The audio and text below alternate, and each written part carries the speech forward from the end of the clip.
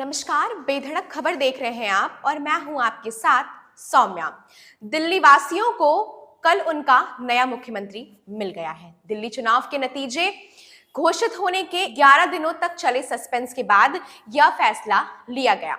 हरियाणा में जन्मी और दिल्ली में पली बड़ी रेखा बचपन से ही राजनीति में सक्रिय रही।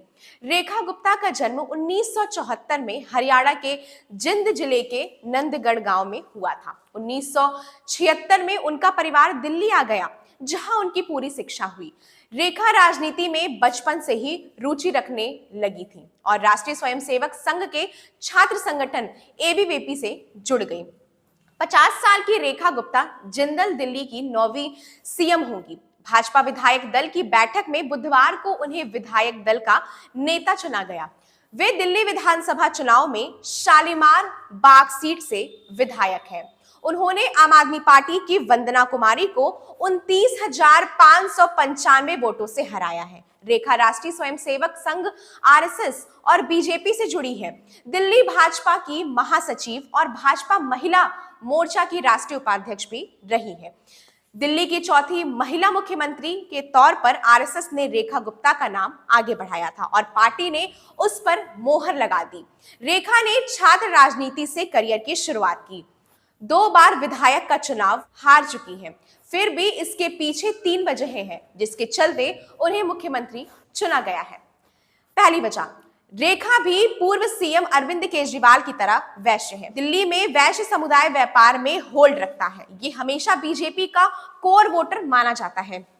इसी वजह से भाजपा के 3 नेताओं के नाम सीएम पद की दौड़ में थे। इसमें रेखा गुप्ता के अलावा विजेंद्र गुप्ता और जितेंद्र महाजन का नाम था। दिल्ली विधानसभा चुनाव में भाजपा ने कुल 48 सीटें जीती। कुल 45.56% वोट मिला।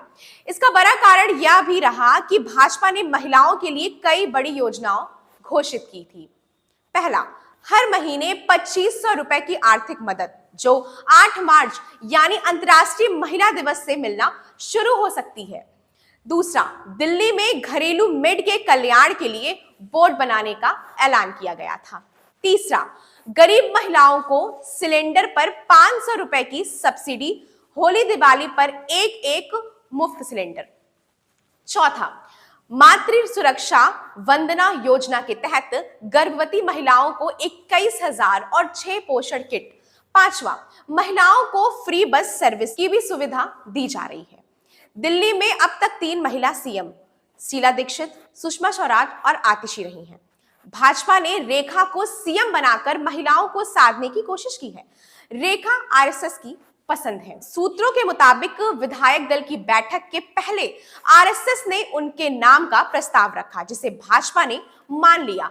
पीएम मोदी, गृह मंत्री अमित शाह, केंद्रीय परिवहन मंत्री नितिन गडकरी, हरियाणा के सीएम नायाब सैनी जैसे भाजपा दिग्गजों ने उनके प्रचार किए थे।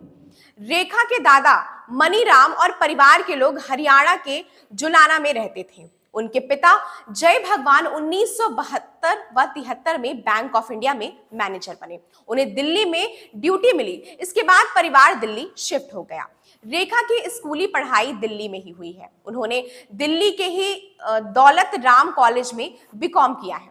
इसके बाद एलएलबी की पढ़ाई भी की है। उन्होंने कुछ समय तक वकालत भी की। चुनावी हलफनामे के मुताबिक रेखा गुप्ता की कुल संपत्ति 5.3 करोड़ की है, जिसमें से देनदारियां 1.2 करोड़ और 1,48,000 कैश है। बैंक अकाउंट में 72.94 लाख डिपॉजिट है। रेखा ने कई कंपनियों के शेयर भी ले रखे हैं, जो 9.29 लाख के हैं। इनके पास एलआईसी में 53 लाख का इन्वेस्टमेंट है। रेखा गुप्ता के नाम पर कोई कार नहीं है, लेकिन इनके पति मनीष गुप्ता के नाम पर मारुति की एक्सेल 6 कार है। रेखा के पास 225 ग्राम की गोल्ड ज्वेलरी है, जिसकी कीमत 18 लाख रुपए है। रेखा के पास कुल 2,72 लाख की चल संपत्ति है। अचल संपत्ति में रोहिणी और शालीमार इलाके में एक घर। रोहिणी दिल्ली में इनके पति के नाम पर भी एक घर है। इन घरों की कुल कीमत 2,60 लाख रुपए है। बहरहाल, इस खबर पर आपकी क्या राय है, हमें अपनी प्रतिक्रिया जरूर बताएं। ऐसी तमाम सारी खबरें देखने के लिए बने रहें बेधड़क खबर के साथ। धन्यवाद।